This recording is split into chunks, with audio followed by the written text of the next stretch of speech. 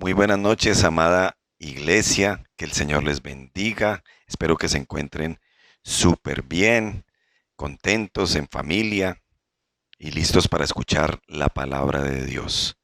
Inicio con una historia misionera.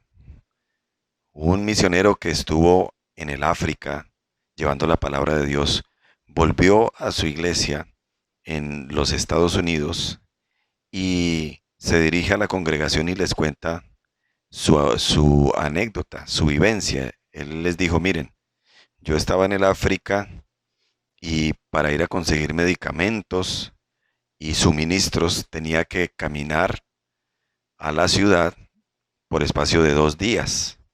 Tenía que pasar una noche allí en la jungla, la intemperie, y al otro día seguir mi camino, tanto de ida como de regreso. En uno de estos viajes llegué a la ciudad y encontré que había una pelea entre dos hombres. Uno golpeó muy fuerte al otro, lo dejó malherido y yo como misionero me acerqué, le ayudé a vendar sus heridas y seguí mi camino a comprar mis medicamentos y regresarme. Así efectivamente lo hice. Luego, nuevamente, pasadas unas semanas, tuve que regresar nuevamente a la ciudad por medicamentos y por alimentos. Al llegar nuevamente a la ciudad, me encontré a este hombre que había sido golpeado, a quien yo había ayudado, y él me dijo, oye, yo quisiera contarte lo que nosotros con mis amigos, con mis compinches, queríamos hacerte la otra vez que viniste. Mientras tú me curabas las heridas, yo me di cuenta que tú llevabas dinero, quizá para comprar medicamentos, para comprar comida. Entonces yo le conté a mis amigos y quedamos que cuando tú te devolvieras allá en la jungla, cuando pararas a descansar, nosotros te mataríamos y te quitaríamos el dinero. Y efectivamente, así lo planeamos y así lo íbamos a hacer. Pero esa noche cuando tú te devolviste y paraste en la jungla a descansar, nosotros te íbamos a echar mano, nosotros te íbamos a matar, pero de un momento a otro vimos cómo de entre esos árboles de esa selva empezaron a salir una cantidad de hombres armados a defenderte. Ellos eran 26 hombres y nosotros, con mis amigos, los contamos uno a uno y vimos que eran más fuertes que nosotros y lo que hicimos fue devolvernos y no hacerte nada. Este misionero estaba contando esa historia cuando alguien de la congregación levanta la mano y le dice, disculpa, señor misionero, yo quisiera saber qué día te pasó eso, exactamente qué fecha fue eso. El misionero le dijo, fue tal día, de tal mes, a tal hora. Aquel hombre de la congregación se rasca la cabeza y dice, oh, gloria a Dios. Señor misionero, imagínate que nosotros ese día estábamos en la mañana planeando ir a jugar un partido de golf. Obviamente, mientras aquí era por la mañana, allá en el África era de noche. Y estaba planeando con mis amigos ese partido de golf cuando sentí en mi espíritu la gran necesidad de orar por ti. Yo no lo entendía porque quería ir a jugar golf, pero era tan grande la necesidad de orar por ti que tuve que parar, llamar a otros líderes de la congregación, irnos para la iglesia y ponernos a orar por ti. Y, ¿sabes? Yo quisiera que en esta noche se pusieran de pie aquellas personas que oraron conmigo ese día, por ti que estabas en el África. En ese momento se empiezan a levantar personas de las sillas que estaban allí congregadas y empezaron a contarlas una a una. El misionero también las contó. Habían sido 26 personas los que habían orado desde los Estados Unidos por este misionero en el África, y gracias a sus oraciones aparecieron ángeles para defender al hombre de Dios que se encontraba en la jungla. Ese es el poder de la iglesia que ora. Estamos viviendo momentos difíciles, momentos inesperados. Es el momento de que nosotros como iglesia, de que nosotros como discípulos del Señor nos levantemos y experimentemos el poder de la iglesia que ora.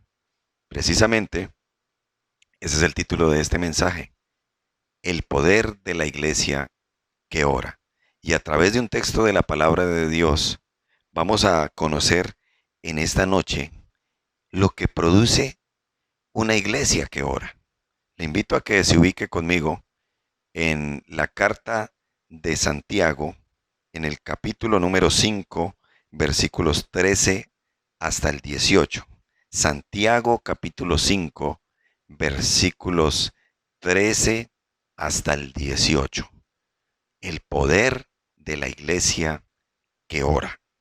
Dice la palabra del Señor de esta manera: ¿está alguno entre vosotros afligido? Haga oración. ¿Está alguno alegre? Cante alabanzas. ¿Está alguno enfermo entre vosotros? Llame a los ancianos de la iglesia y oren por él, ungiéndole con aceite en el nombre del Señor. Y la oración de fe salvará al enfermo, y el Señor lo levantará.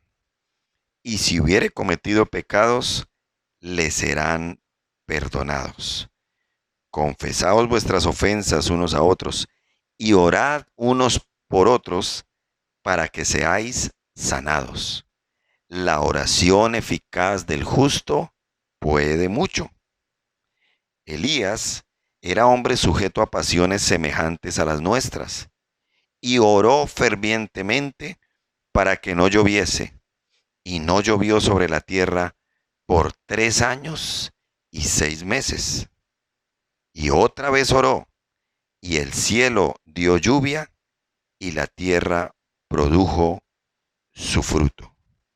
En esta noche, a través de este texto, conoceremos por lo menos 3 beneficios de una iglesia que ora. En primer lugar, quiero decirte que una iglesia que ora superará las aflicciones. Una iglesia que ora superará las aflicciones. Iglesia no es el auditorio. Iglesia no es el lugar donde nos reunimos y que en este tiempo está cerrado. La iglesia eres tú, que haces parte de la comunidad global de creyentes. Dile ahí al que está a tu lado: la iglesia soy yo. La iglesia soy yo. Y es más, ¿qué tal si todos decimos: la iglesia somos nosotros? La iglesia somos nosotros. Y una iglesia que ora superará las aflicciones. Santiago lo dijo en el versículo número 13. ¿Está alguno entre vosotros afligido? ¿Qué hay que hacer? Hacer oración. ¿Está alguno alegre? ¿Qué debe hacer? ¿Cómo debe expresarlo? Cantando alabanzas. Cantando alabanzas. ¿Cuál era la situación de los cristianos en ese tiempo? No era muy fácil. Ellos estaban esparcidos por todo el mundo a causa de la persecución. Corría peligro su vida. Ellos vivían en un ambiente bastante peligroso y violento para ellos. Ellos también enfrentaban pruebas, tentaciones de todo tipo. Era Era una comunidad bastante difícil. La gente era soberbia frente al mañana. Ellos creían que tenían comprado el futuro. Los ricos le robaban el jornal a sus trabajadores y aún los justos eran asesinados. En la congregación, los creyentes no es que tuvieran una fe muy práctica. Había parcialidad, como dice esta carta de Santiago.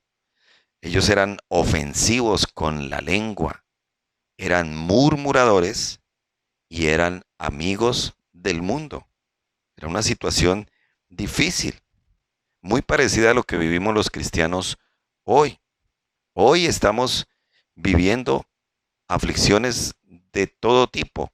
No que antes no las viviéramos, es que ahora se nos sumó una más, el famoso COVID-19, que el Señor en algún momento hará que desaparezca de la faz de la tierra.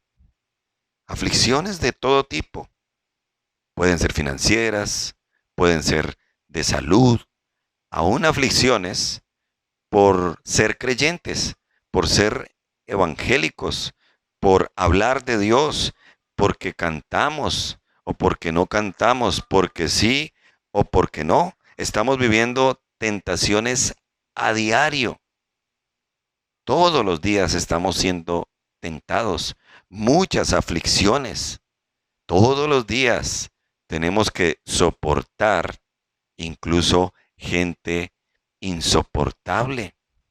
En esta cuarentena ha salido a la luz mucho de la convivencia de las personas.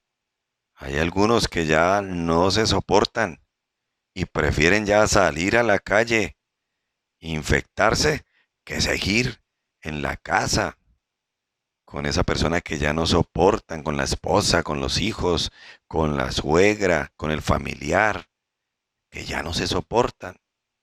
Aflicciones de todo tipo. Pero también es cierto, como dice el texto, que había gente que estaba alegre y cómo ellos expresaban su alegría con alabanzas, cantando alabanza. Había gente que a pesar de toda la aflicción también se sentía alegre, bendecida.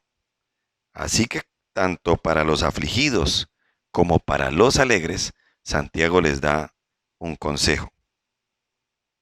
Los que están afligidos oren, los que están alegres canten alabanza, canten alabanzas, canten aunque se les oiga feo, pero canten, porque en el aire Dios hará un milagro y llegará esa alabanza como una melodía celestial delante de sus oídos. Santiago dice lo siguiente: hagan oración y escucha esta frase: en tiempo de aflicción, lo mejor es la oración. En tiempo de aflicción, lo mejor es la oración. ¿Cuál es el problema? Que hay gente que ni cuando está afligida ora, ni cuando está alegre canta. Esos hermanos cara de limón, que ni cuando tienen problemas oran, ni cuando están alegres cantan. En tiempo de aflicción, lo mejor es la oración. Y el texto no dice que si estás afligido, que te hagan oración. Esta pandemia nos está enseñando también a no ser líder dependientes, pastor dependiente, orador dependientes, porque tenemos que orar nosotros solitos. Nos tocó aprender a orar, porque como no podemos salir, como el líder no puede venir, el pastor no puede venir, el que me oraba antes no puede venir, entonces tenemos que orar. Hay personas que no sueltan la carga al Señor, sino a los demás. Este es un llamado a la oración individual, porque a ti también te escucha Dios. Pruébalo y verás. Es con oración que superarás la aflicción. Una iglesia que ora superará las aflicciones más fácilmente. En oración vas a recibir guianza acerca de qué hacer. En oración recibirás dirección para saber qué camino tomar. En oración recibirás paciencia para soportar, fortaleza, ideas. En oración las cargas serán más llevaderas. El Salmo 55, versículo 22 dice, echa sobre Jehová tu carga y él te sustentará. No dejará para siempre abatido al justo. Echa sobre el Señor tu carga en oración y él te sustentará. Y no dice él llevará tu carga, sino que él con carga y todo te sustentará, te ayudará a seguir adelante. Superar las aflicciones no significa que todo será perfecto, sino que tendremos la capacidad de salir adelante y seguir caminando.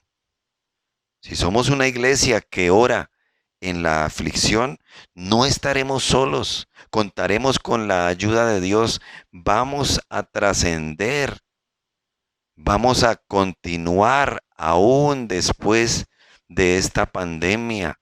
Una iglesia que ora va a superar aflicciones como estas que estamos viviendo en este tiempo. El poder de la iglesia que ora está en superar la aflicción por medio de la oración. El poder de la iglesia que ora está en superar la aflicción por medio de la oración. Vamos a salir de esta en el nombre del Señor, orando, cantando alabanzas. Ese es el poder que necesita esta generación. Ese es el poder que requiere esta situación tan difícil que se ha levantado. El poder de una iglesia que ora. Ya la iglesia no va a ser conocida por el gran ruido que hacía en el auditorio. Ya no va a ser conocida por la multitud de personas que acuden a un templo. Eso pasó a un segundo grado, a un tercer grado. Ahora la iglesia será conocida por el poder que tiene en la oración, aunque no estemos juntos. Seamos esa iglesia con poder para que podamos superar las aflicciones en el nombre del Señor. En segundo lugar, una iglesia que ora experimentará sanidad física y espiritual. Una iglesia que ora experimentará sanidad física y espiritual. Mira lo que dicen los versículos 14 al 16. ¿Está alguno enfermo entre vosotros? Llame a los ancianos de la iglesia y oren por él, ungiéndole con aceite en el nombre del Señor. Y la oración de fe salvará al enfermo, y el Señor lo levantará. Y si hubiera cometido pecados, le serán perdonados. Confesaos vuestras ofensas unos a otros, y orad unos por otros, para que seáis sanados. Y dice, la oración eficaz del justo puede mucho. Una iglesia que ora va a experimentar sanidad física y espiritual. En estos tiempos de enfermedad, de pandemia, de crisis, se necesita mucho la sanidad física. Necesitamos estar bien para continuar con todo lo que hacemos.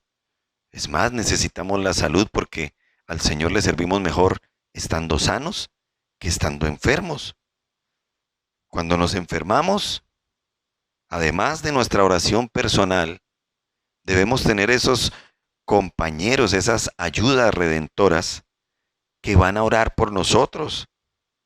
A veces hay gente que está enferma y nadie lo sabe. Se murió y nadie supo ni siquiera que estaba enferma. No, mira lo que dice la palabra.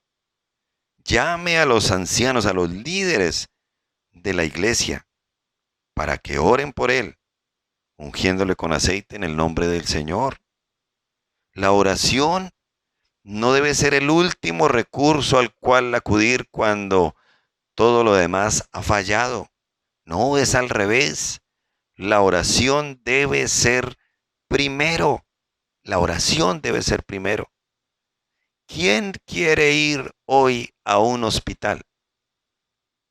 El hospital, quizás el lugar menos deseado en otros tiempos y más en este tiempo. Como que uno piensa estar enfermo y piensa en tener que ir al hospital y como que uno ahí mismo se cura, ahí mismo se sana. No, no, no, yo como que ya estoy bien, yo como que me siento bien, yo mejor sigo ahí para adelante. El hecho de no querer ni tener la posibilidad tan fácilmente de ir a un hospital hoy para que nos ayuden con nuestras enfermedades está significando en que la fe tuya y mía necesita crecer. Porque la posibilidad de un hospital no es muy buena en este tiempo, a menos que sean cuestiones muy urgentes, muy delicadas. ¿Qué significa? Nos está pasando como lo que le sucede a aquellos creyentes por allá, en la selva, por allá en el campo, bien apartados, donde no tienen un médico, donde no tienen un centro de salud, un hospital, allá en los campos misioneros, donde también hay enfermedades. Oye uno testimonios de sanidades poderosas de parte de Dios directamente. Cuando acudimos al médico antes que a Dios en oración, nos estamos perdiendo de experiencias de sanidad divina.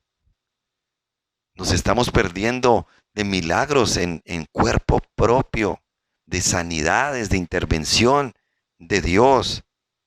Es verdad, está la medicina, está la ciencia médica, pero nuestra dependencia en primera instancia debe ser del Señor. Él dijo que Él es nuestro sanador.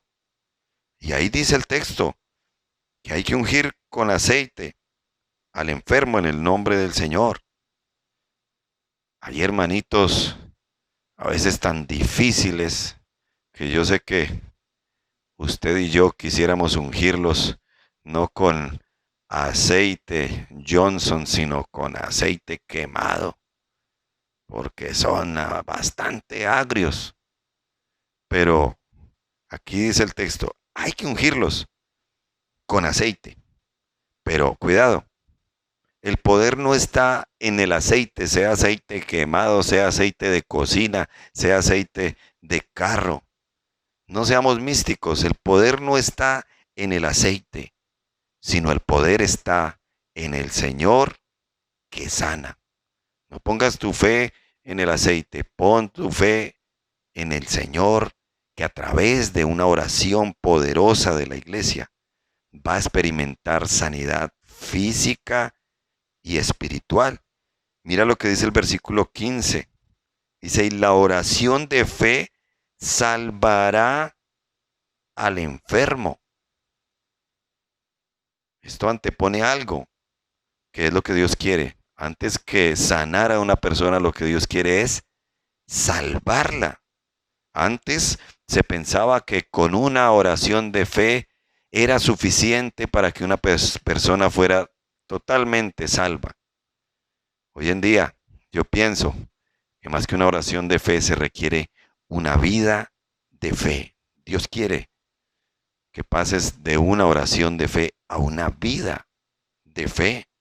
El Señor levantará al enfermo si Él quiere. No todos los enfermos se sanan de algo. Tendremos que morir. Pero lo que sí puedo asegurarte es que Dios tiene el poder y el deseo de salvarte a ti y de salvar toda tu familia. Entonces, sería bueno preguntarnos en esta noche, ¿por qué estoy enfermo del cuerpo? ¿Por qué estoy enfermo del alma? ¿Qué pasa conmigo?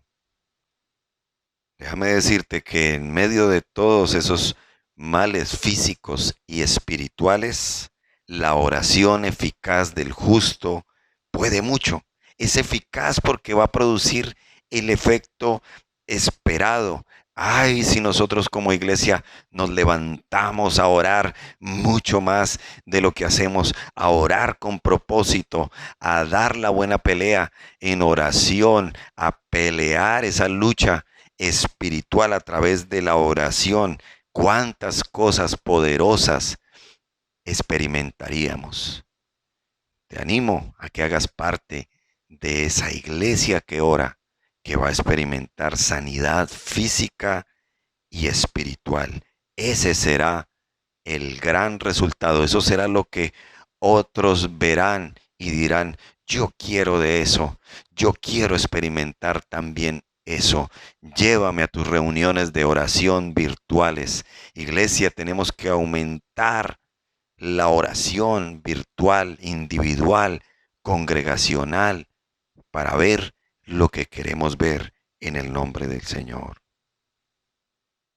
En tercer lugar, una iglesia que ora afectará la realidad de la nación. Una iglesia que ora va a afectar la realidad de la nación.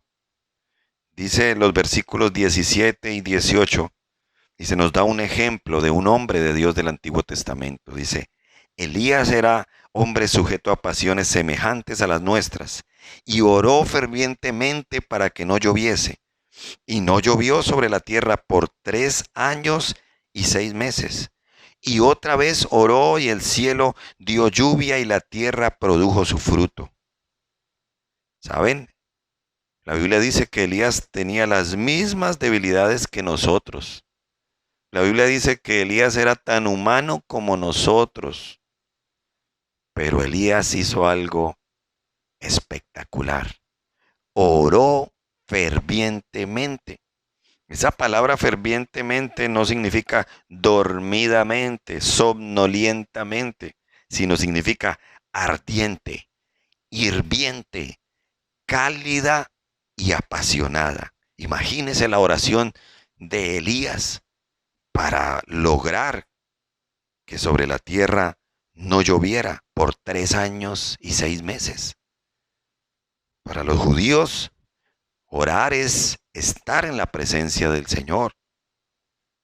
Y en oración fue que Elías recibió las instrucciones de Dios. Elías afectó la realidad de su nación. Quizá la gente de esa nación en ese tiempo dirían, pero ¿cómo nos afectó si ahora todo está seco? Elías afectó la realidad de su nación porque no consistía solo en los cultivos, sino que consistía en mostrar al Dios verdadero y que todo ese paganismo, toda esa maldad del rey Acab y de su esposa Jezabel disminuyera y quedara en vergüenza. Afectó la realidad de su nación porque su nación estaba detrás de los ídolos, estaba detrás de lo malo y no reconocía a Dios. Cualquier parecido con la realidad de nuestra nación no es coincidencia, es diosidencia, es propósito de Dios. Elías tuvo que enfrentar un gobierno corrupto, idólatra, y por años hemos orado por un cambio en Colombia y tenemos que seguir orando por ese cambio. Es el tiempo de que la iglesia afecte la realidad de nuestra nación. No vamos a afectar la realidad de nuestra nación quejándonos tanto en las redes sociales, criticando al político, al que ya sabemos que es corrupto, al que desvía los fondos, al que pudiendo ayudar no puede, al rico que tiene y no colabora. No, tenemos que hacerlo para cambiar nuestra nación. Es orando, es diciendo como decía Elías, vive Jehová en cuya presencia estoy, no en cuya presencia estuve o me arrimo por ahí cada semana o cada mes, en cuya presencia estoy. Vamos a afectar la realidad de Colombia a través de la oración. Es verdad, a los ojos del sistema político, la iglesia cristiana parece una minoría, parece que no tiene fuerza, parece igual a Elías y los 450 profetas de Baal. Parecemos David frente al gigante Goliat, pero Dios está en el asunto. El león rugirá, el rey hará sentir su poder, porque si no entendemos los tiempos y si no hacemos nada, el dolor nos abrirá los ojos. Elías oró y el cielo otra vez dio lluvia. La tierra produjo su fruto. Pasaron 3 años y medio y Elías mantuvo intacto su poder en la oración, intacta su pasión por la oración. Escucha esto. A través de la oración vendrá una gran lluvia para nuestra nación. A través de la oración vendrá una gran lluvia para nuestra nación. El poder de la iglesia que ora está en afectar la realidad de nuestra nación para bien. En este pasaje hay realidades que son eternas. Santiago fue inspirado por Dios para llevarnos a concluir que orar funciona. Dile ahí a tu familiar, a tu amigo, escríbele a alguien por WhatsApp y dile esas 2 palabras. Orar funciona. Haz la prueba. Escucha esto. La iglesia que ora unida avanzará unida. La iglesia que ora unida avanzará unida. Trascenderá. ¿Cómo lo hicieron los cristianos del primer siglo? Ellos no tenían redes sociales, ellos no tenían poder financiero. ¿Lo hicieron cómo? Orando, y grandes cosas ve uno de la intervención de Dios en el libro de los Hechos. La iglesia que no ora, el diablo se la devora. Ha llegado el momento de responder a esta pregunta. ¿Qué vamos a hacer? Dios quiere que tú y yo, que hacemos parte de la comunidad de creyentes, que somos la iglesia del siglo XXI, seamos gente que ora. Una iglesia conocida porque ora. De esa manera superaremos las aflicciones y cantaremos alabanzas. De esa manera experimentaremos sanidad física y espiritual. De esa manera afectaremos la realidad de nuestra nación. Nuestro Señor Jesucristo lo hizo. Él desató el poder que hay en la oración. Él se iba a lugares desiertos y apartados y allí oraba. Todos los creyentes queremos ser como Jesús. Y si queremos ser como Jesús, no es una opción orar. Es una obligación hacerlo. Así como la iglesia de aquel misionero que estuvo en África. Él mismo experimentó el poder de Dios a través de una iglesia que estaba orando desde Estados Unidos por él. Asimismo, Dios quiere moverse de esa manera sobrenatural en este tiempo. ¿Qué tal si respondemos al Señor orando?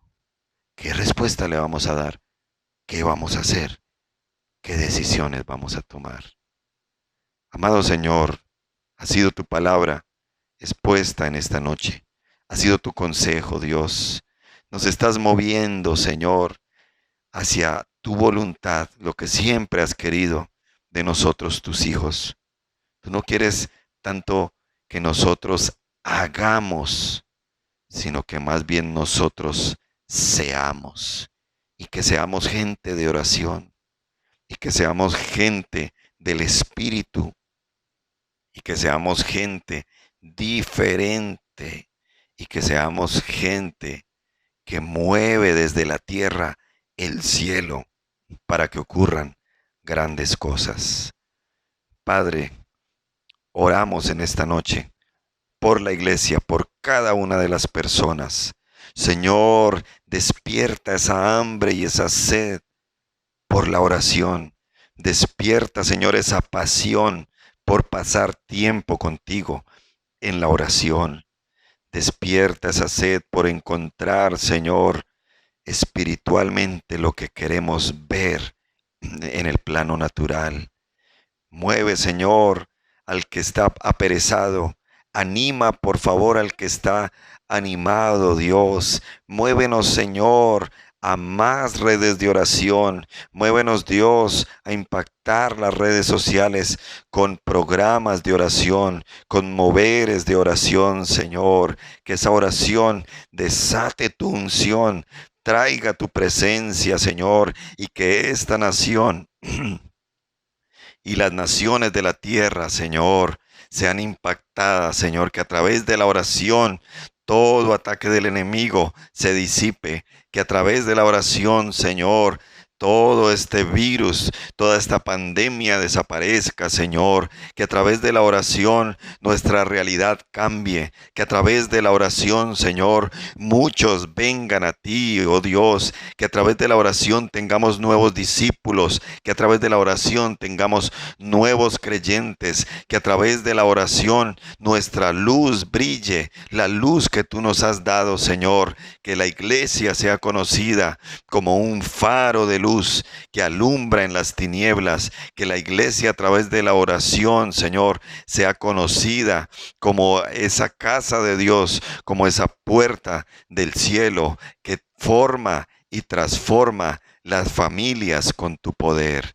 Te damos gracias, Dios, por esta palabra, que nosotros seamos esa iglesia que tiene poder en la oración. ¿Qué tal si adoramos a nuestro Dios por esa palabra que nos ha dado?